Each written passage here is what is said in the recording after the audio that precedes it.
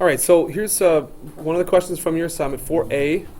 And what we want to do here is we want to divide this using synthetic division, okay, to determine the quotient Q. So first of all, I want to examine this to make sure I have every term accounted for. It looks like I have a cubed, a squared. I don't have an x term. So when you do your division, you got to make sure that you include, and again, we're going to use synthetic division, not long division, so let me use the elongated L.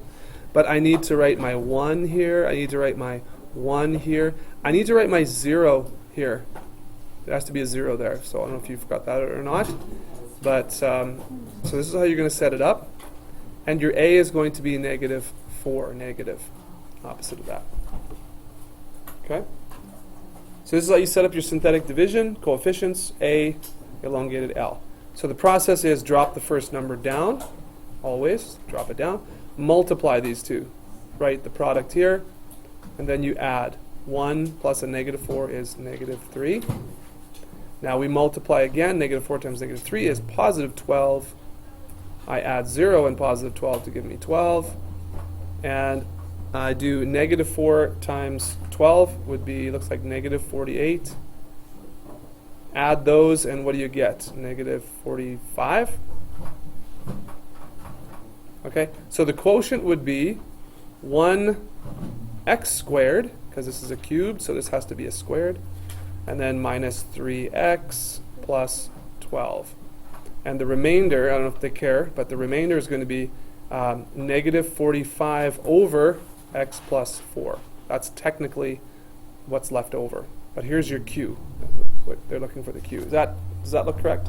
Is that the same as some of you got? Okay. Does that help? Answer your question? Or whoever asked about that, you did? Okay. You good now? Okay. Okay, so here's question number 10 as well from 3.2 and PC 30.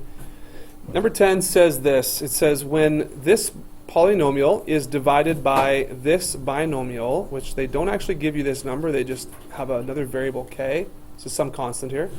The remainder is 14. Determine the value or values of k. Okay, so if we actually did some synthetic division, we might be in a little tough, right? Because we have a negative k out here, and multiplying and adding, it's going to be a mess. So we're not going to use synthetic division. We're not going to use long division. What we're going to do is use the remainder theorem, where it states that p of k, or in this case we have plus k, so p of, well, I guess it doesn't matter if it's plus k or minus k, maybe. P of k, I think we would do negative k, is, P of k is 14. So, right, if we were to divide this, this is the remainder. So if I take the negative of this number, negative k, and I let that equal to 14, now I can solve for k. How do we do that? Well, let's put negative k in for x.